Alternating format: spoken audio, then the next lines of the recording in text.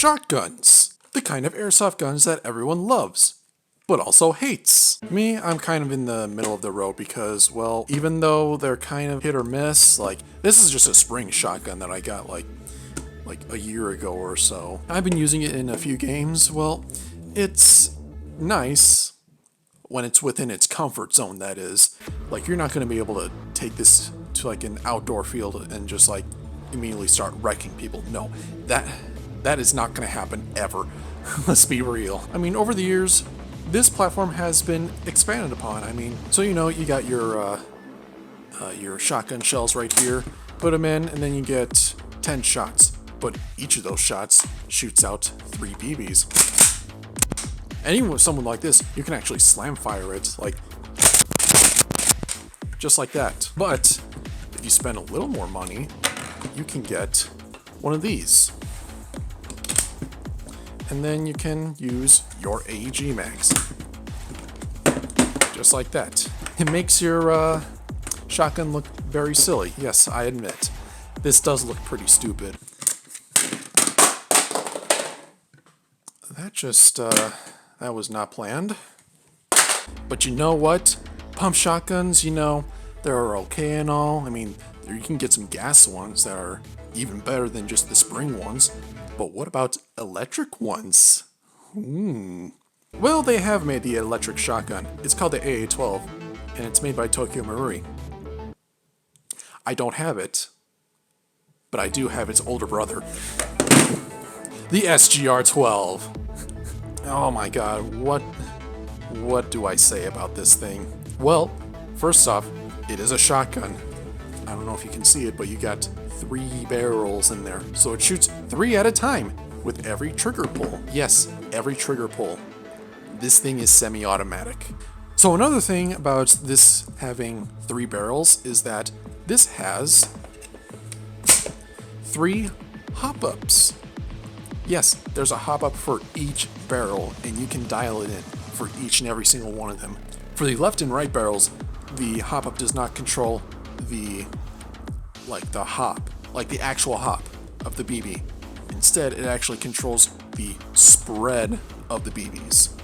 So you can tune this, tune the left and right barrels down if you want to shoot just like in a very tight spread.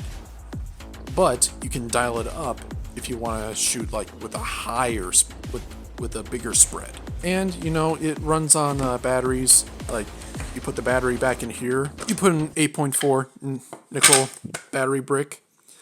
It's very tight, as you can see. You just got to fit it all in there. I'm pretty sure you can probably fit a small 7.4 lithium ion battery in there, but I don't know. Like with the AA-12, I heard that it can have some battery issues. Like, some nickel batteries don't work at all, and some just last 5 minutes.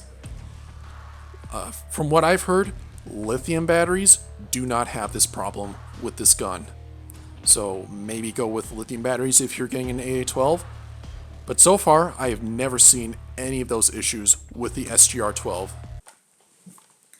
Alright, I actually have to go and get the magazine that I just threw across the room, because I'm going to be talking about the magazines that you can buy for this stupid thing.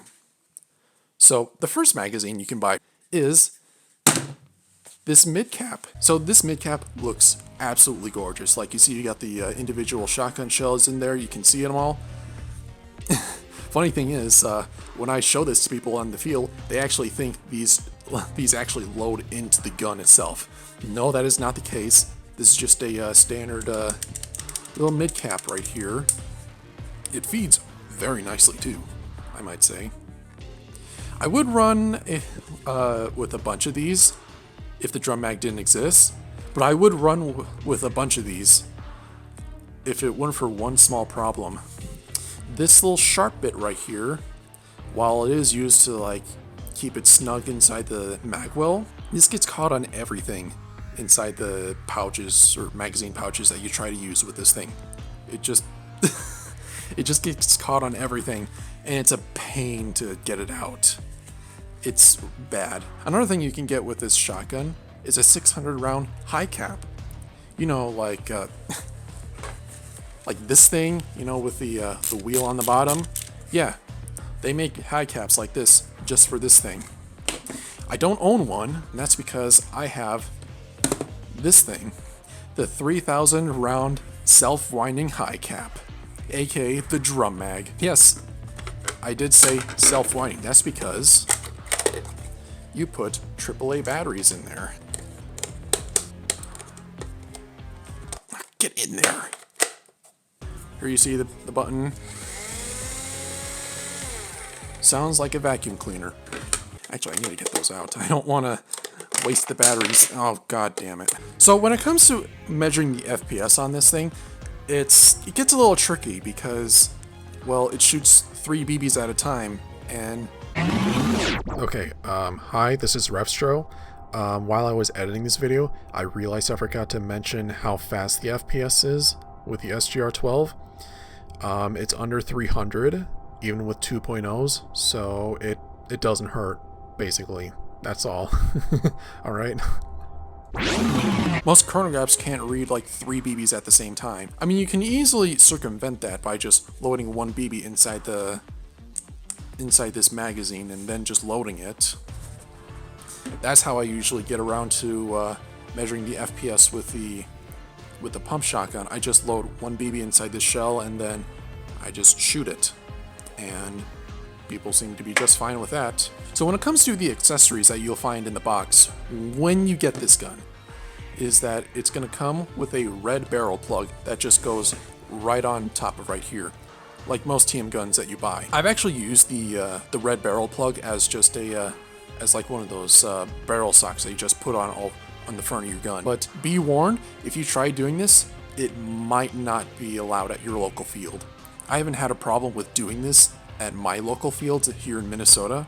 I did have a TCA ref come up to me about this one time because they thought the red barrel plug was just the orange tip on like any airsoft gun.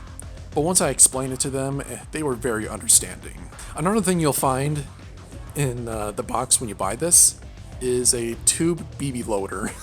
You know, the old school, sort of like the old school way of like loading these guns where you just like take a tube in there with like BBs go like... Suffice to say, you can just throw that away. Another thing you get inside the box with this thing is the mid cap. Might just leave it in there just for the rest of this video. Another thing you'll get in the box with this shotgun are Picatinny rails that just go onto the M-lock rails right over here. So you can add more attachments. You don't have to like stick with just this Picatinny rail. I mean, yeah, I did put my scope cam on this for the giant airsoft game video. The results were kind of less than stellar because you could barely even see the BBs. So I talked about what is going to be inside the box with this thing. Let's talk about what won't be in the box. Like, for example, this drum mag. So this drum mag is not going to be inside the box. You're going to have to pay extra for this, which is like 110 bucks on eBay. You might be able to get it cheaper like at other places, but yeah, it's going to be, this is going to be an investment. Yeah, like I said, it is self-winding, but my main criticism with this drum mag is that the winding mechanism, like the automatic winding, doesn't really keep up with full auto a whole lot. Like it will to a certain point, but after a while it's gonna just like start dry fire. Another thing you won't find in the box with this gun is the high cap mag. And I don't care. An accessory that you can get for this thing, believe it or not, is a tracer unit. Yeah, I was surprised by that too. So yeah, you can get the tracer unit by PT Custom, I think? I don't know.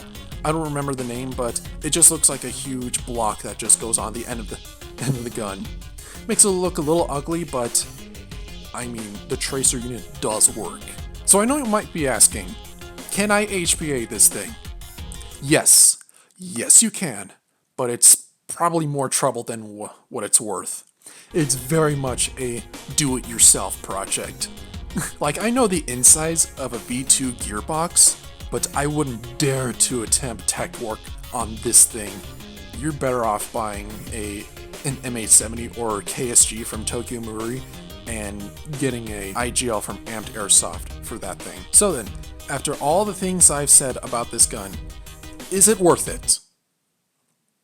If you can get it secondhand for cheap, absolutely. But if you're gonna buy it new, like at MSRP, forget about it, honestly. Like, I bought this last year for $650. And that's not even including the drum, which is another $110 on top of all that. While I was working on this video, I saw that Evic rose the price to $700. Yeah, you can thank supply chain shortages for that. Yeah, like just get this gun secondhand, because you might be able to find this at swap meets. Like last year, my friend Odin from the Ricochet Boys Airsoft channel, he actually found an AA-12 at a swap meet, and it included the PCU tracer unit. Like, oh my god, that is such a good find. But yeah, just like all said and done, I don't recommend getting this at MSRP. The price doesn't really like justify it. Honestly, it just doesn't. But thanks for watching, guys. For those that are actually in the market for buying one of these things, I hope this gave you some good insight on what to expect if you're actually going to buy one. If you're not going to buy one after this video, I understand. But hey, I hope you all enjoyed this video, and guys, thanks for watching.